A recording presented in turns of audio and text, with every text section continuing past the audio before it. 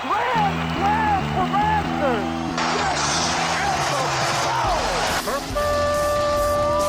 It's time for Blessed to Play on EWTN Radio, uncovering the role that faith plays in the lives of sports professionals from around the country.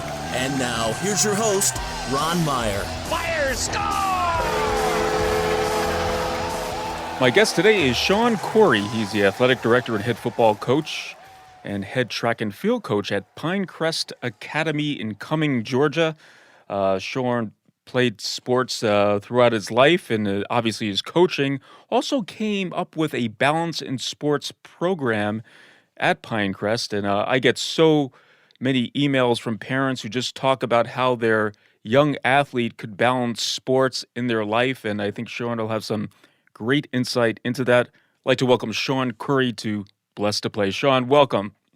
Yes, sir. Thank you very much. I appreciate this opportunity. Now, before we get into this Balance in Sports program that you have some thoughts on, I know you've played football in your life, and sports has been a motivating factor in your life, and you've enjoyed it as well. I think you're also a strength and conditioning coach, but just talk about your passion for sports in general. Well, just it's one of those opportunities to spend time with kids, to be able to build them as people. I think back to my own experience as a football player and a track athlete, and just all of the lessons that I pulled away from those things that have helped me in my life and my career. I actually had no intention of being a coach or a teacher. I was about halfway through college, and I had an opportunity to coach as a community coach.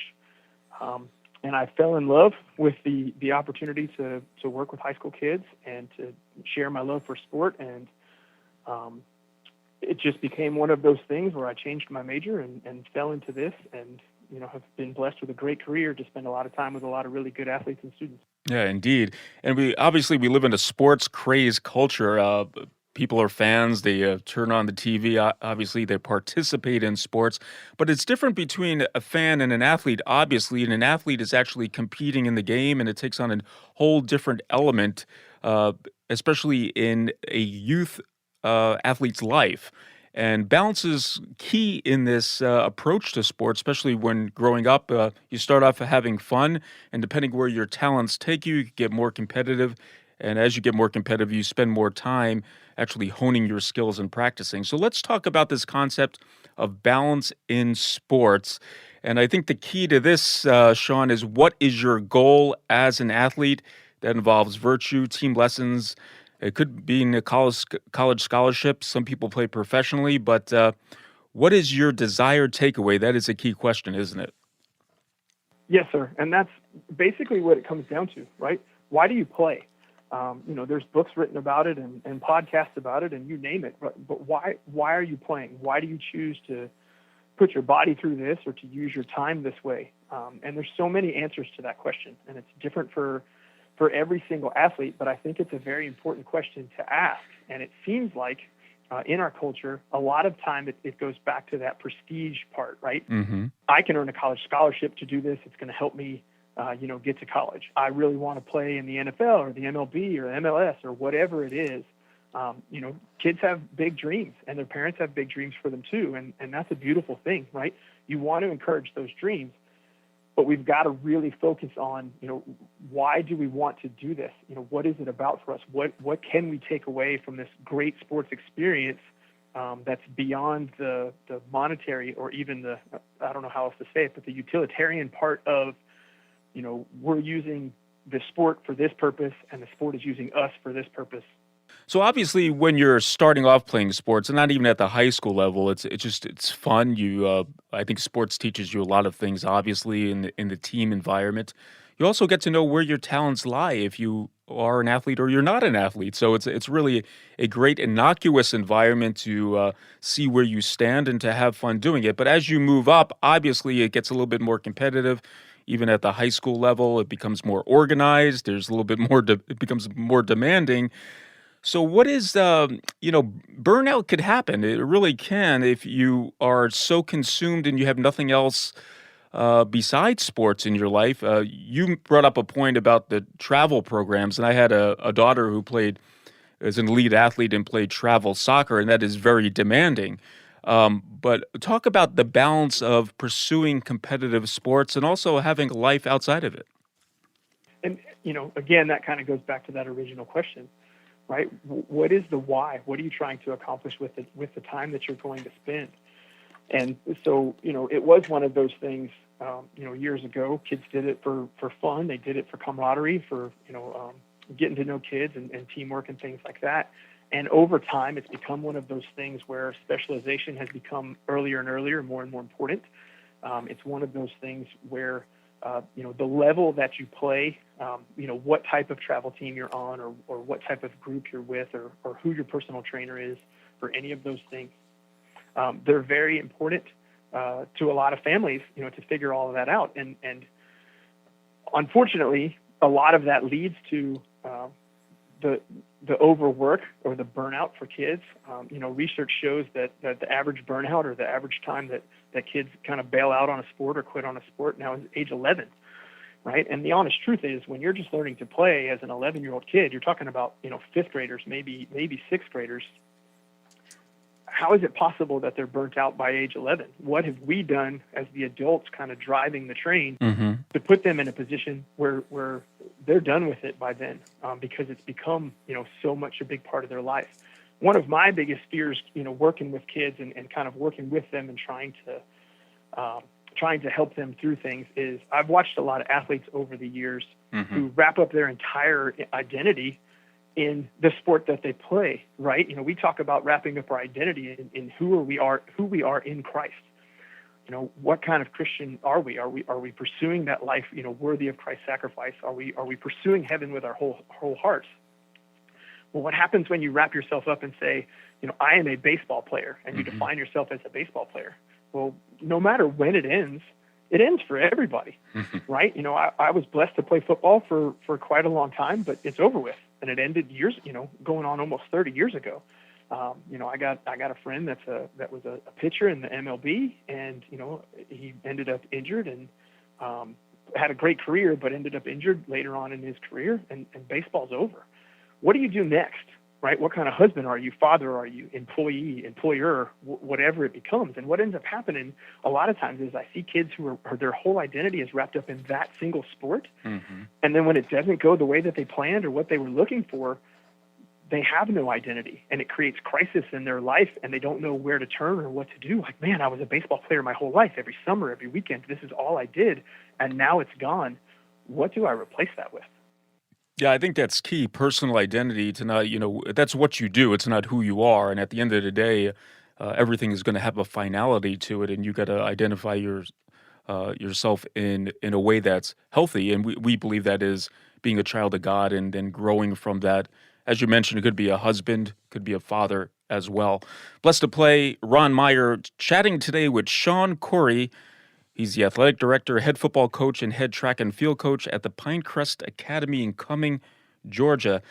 And let's talk about, personal trainers and facilities, Shawn. I mean, there's a lot of money that is spent by parents to get their kids in optimal condition. And we want to talk about the parents' perspective as well, because there's a healthy approach and there's an unhealthy approach, right? The unhealthy approach was a parent who's going to live their life vicariously through their kid and try to make them the athlete, try to get them that scholarship. And it's one thing about encouraging your kid and having them reach goals, but you could cross the line and putting too much demand on a kid and almost controlling their life where they might not even like the sport by the time you're done. Do you have any insights on that? Yes, and in Metro Atlanta, right? You think about how big of a city that we live in, and all of the top-notch athletes that come out of Georgia and just in our area. There are tons of personal trainers around us that are just phenomenal men and women, and they're phenomenal leaders and character builders with the kids. They're also phenomenal in the way that they help kids, improve in their skills and their strength, et cetera. But part of that too comes back to what's the return, right? One of the things that I talk about a lot with parents is that the youth sports business model. Okay, so as recent as 2022, the youth sports business model was bringing in $19 billion a year, right? So families are pouring out $19 billion a year just in the United States on youth sports. And when I think of a number like that, that's, it seems insane to me. We talk about travel families spending, $3,000 plus a year to get their kids to and from games, and, kids traveling to other states just for practice, and kids traveling to tournaments and missing school and all over the country and giving up their weekends. Well, when it comes to that personal trainer part, there's so many great things that you could do. And I guess the thing for me is, at what cost, right? It goes back to your why. Are you doing this because the Division I scholarship is the only way, that's what you see as successful in sports, that you earned some Division I scholarship? Yeah. So you have your regular season practice, and then, a lot of coaches have gone to summer sessions and winter sessions, and then you add the personal trainer on top of that.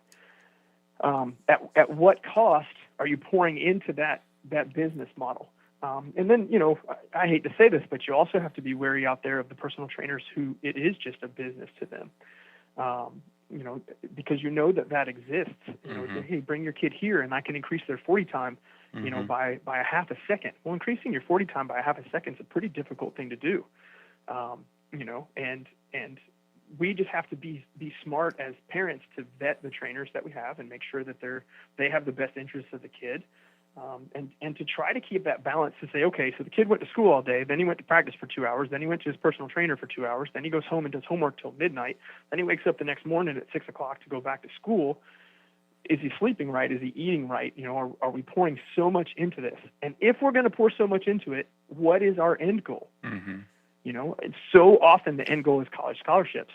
And, the reality of college scholarships is way different than what parents actually think that it is. Like, what's out there is way different than what parents are looking for.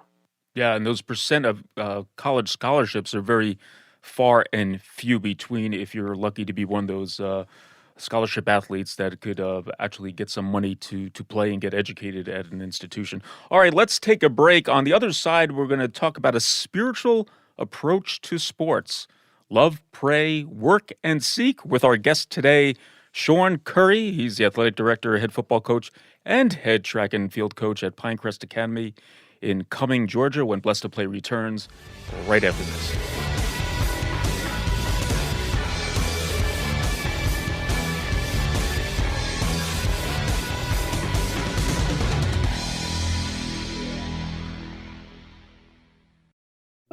A prayer for the holy souls in purgatory. God, our Creator and Redeemer, by your power Christ conquered death and returned to you in glory. May all your people who have gone before us in faith share his victory and enjoy the vision of your glory forever.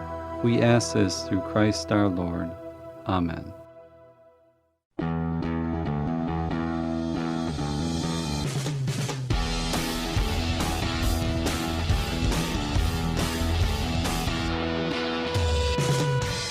Welcome back to Blessed to Play. Ron Meyer joined today by Shawn Coury. He's the athletic director, head football coach, and head track and field coach at Pinecrest Academy in Cumming, Georgia.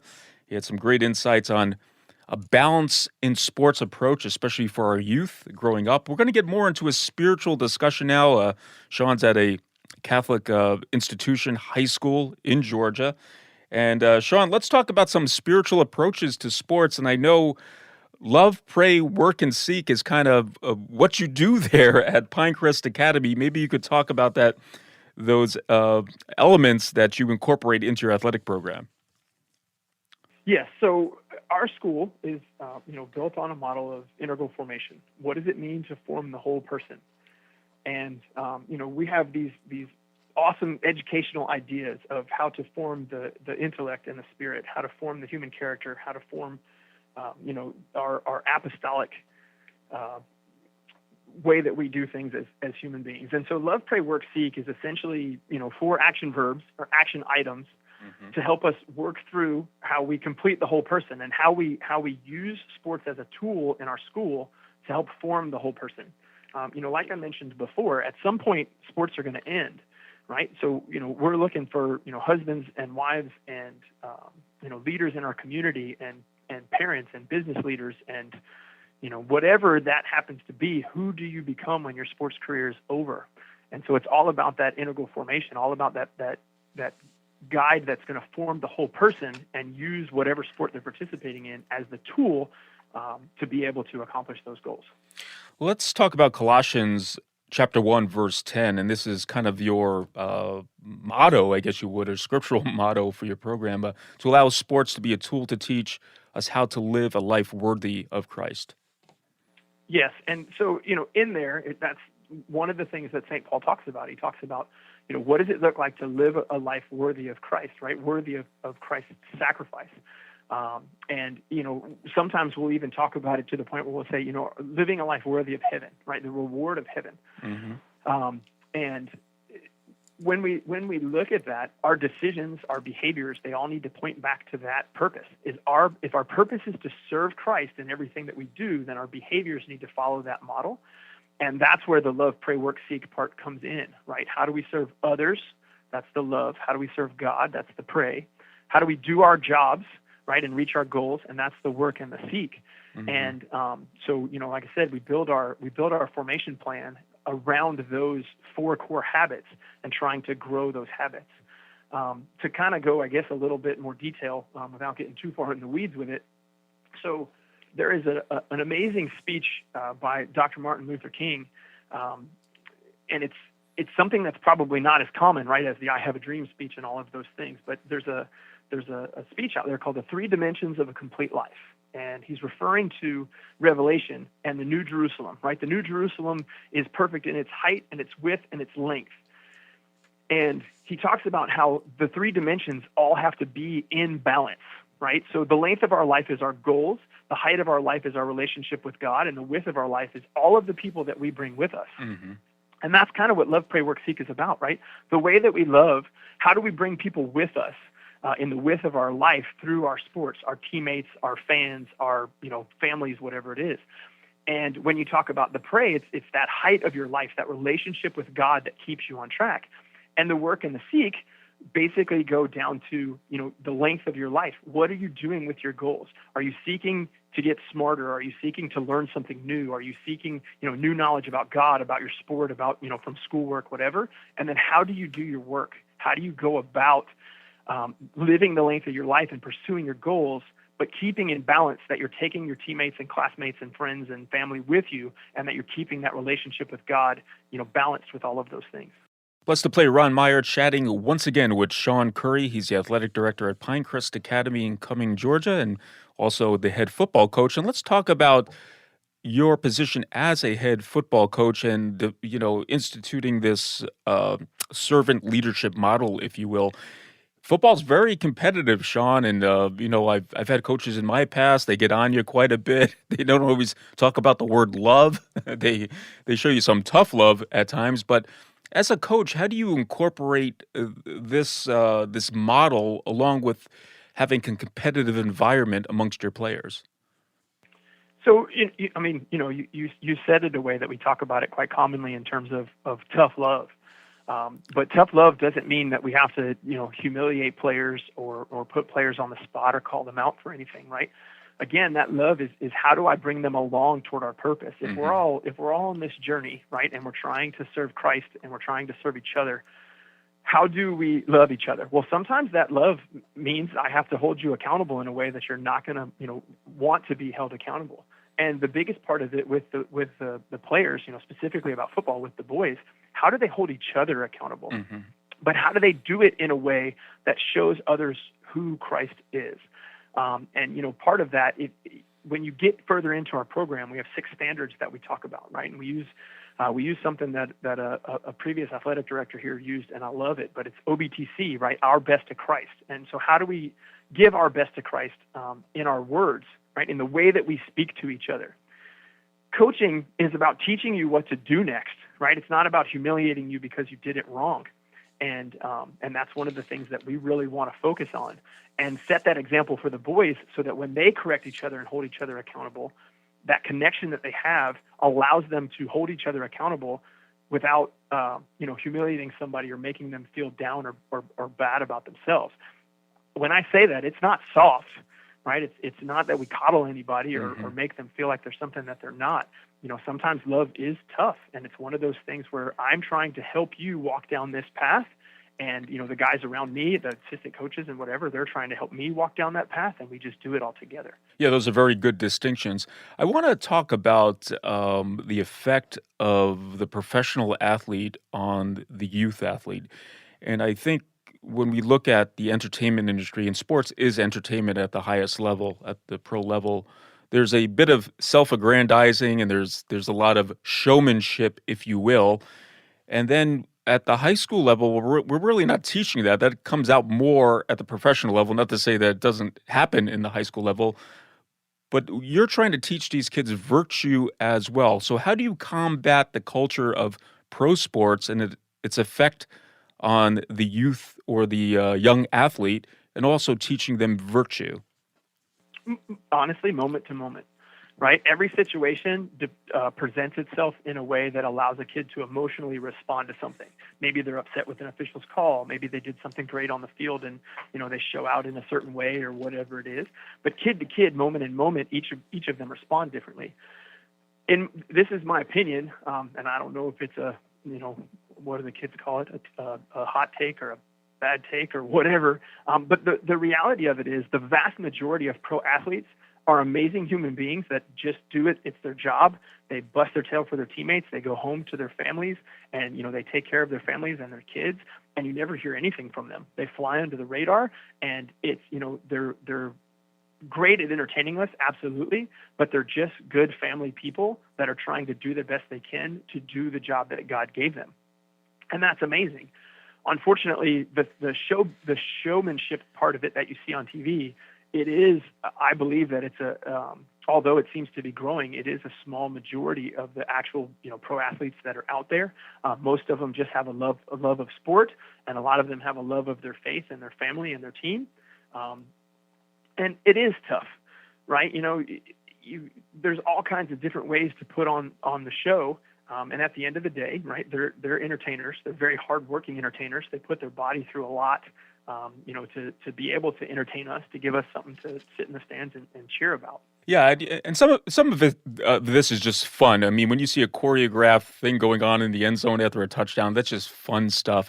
I think when it crosses the line, when it's directed at a certain player or becomes a little bit, the emotion comes out where they're trying to put down someone, or that conflict that happens in the battle of the sports, which is always going to be there. But that's when virtue kind of kicks in with certain players, and they know how to react accordingly in those situations. Blessed to Play Ron Meyer chatting with Shawn Coury, the athletic director and head football coach and head track and field coach at Pinecrest Academy in Cumming, Georgia. Shawn, in our remaining minutes here, I want to talk about the spiritual practices that you try to incorporate with your team. Maybe you could briefly describe that. Okay. If it's all right, I'll tell you a little bit about our team, and then I'd like to just share a little bit about some of the other teams within our athletic department, because we all do it a little bit different, even though we have the same purpose. Essentially, we play 10 regular season games a year, right? So in May, prior to the summer, I have an individual meeting with every single player and their parents. We don't do a big group meeting. We do it one-on-one and individually. They set their goals for the year, right? How am I loving? How am I praying? How am I working? How am I seeking? They set their goals, we do an evaluation, and then we kind of talk through what it is that they want to work on next. When we get into the season, we do team chapel every Friday during lunch before we play. We have a team chapel. I don't teach the lesson, neither do the coaches. I'll give a very brief introduction, but the players are responsible for teaching the chapel lessons. Well, the 10 things are love, pray, work, seek, right? The habits are the first 4. And then our 6 standards. How do we give our best to Christ in our words, our actions, our respect for others, our effort, our commitment, and our stewardship? So each week when we do those lessons, those are things we try to focus on with the boys. Did you see someone this week that set a Christ-like example in the way that they use their words? Right? Our players don't cuss on the field. Our players don't, coaches don't cuss. Well, why? We don't do that because St. Paul asked us in Ephesians not to use foul language. Mm-hmm. And so the boys hear this every year, right, from 6th grade through 12th grade when they're with us to try to build those habits. So that's the way football does it. Briefly, the way that some of the other teams do it, it all depends, right? Ours is chapel lessons that have very specific topics, but our basketball team loves to pray a rosary together. And, our volleyball team loves to do these prayer cards that they do at the end of practice. the cool thing about each of us doing something a little different is that the kids get to see all of the different ways that we practice our faith. They get to see all of the different ways that we learn from these things. And they find the things that they like that helps them build that personal relationship with Christ. And a lot of athletes and even teams, they always talk about team chemistry, but I think you would attest by what you just described that this really brings the team together and forms a deep team chemistry. Yes, sir. Yeah, absolutely. And no thing or no place or no team is perfect in any of that. But one of the most important things is our guys at the end of the individual meeting, and then when we start the season, they basically make a promise statement, right? And the promise statement is, I will be the type of teammate that our team deserves. I'll accept responsibility for my role. I'll hold my teammates accountable, but also show them grace. I'll believe in our team and our mission. I'll demonstrate our team habits and uphold our team standards, right? So that unifies them around this common purpose. And at the end of the day, that's where the love, pray, work, seek comes in, right? Keep your relationship right with God, and it helps you serve others. Yeah. Serving others helps you achieve your goals, Yeah. right? And so we try to work all of that together with all of the boys, and again, across our athletic department with the boys and the girls. Yeah, great stuff. And part of Pinecrest's mission is to form Christian leaders who will transform society, and Shawn Coury is trying to do just that. Well, Shawn, thanks so much for coming on and giving that balanced approach to sports. I know a lot of parents are always looking for some insight into that, and also a Catholic perspective as well of what you're doing there at Pinecrest Academy. And thanks so much for coming on Blessed to Play. Do appreciate it. Absolutely. I appreciate your time. Hey, Blessed to Play fans, check us out on the web at blessedtoplay.com. That's blessed, the number 2 play.com. You can like us on Facebook. Hit us up on the platform X at Blessed to Play. For Shawn Coury, I'm Ron Meyer. We'll catch you next time right here on Blessed to Play.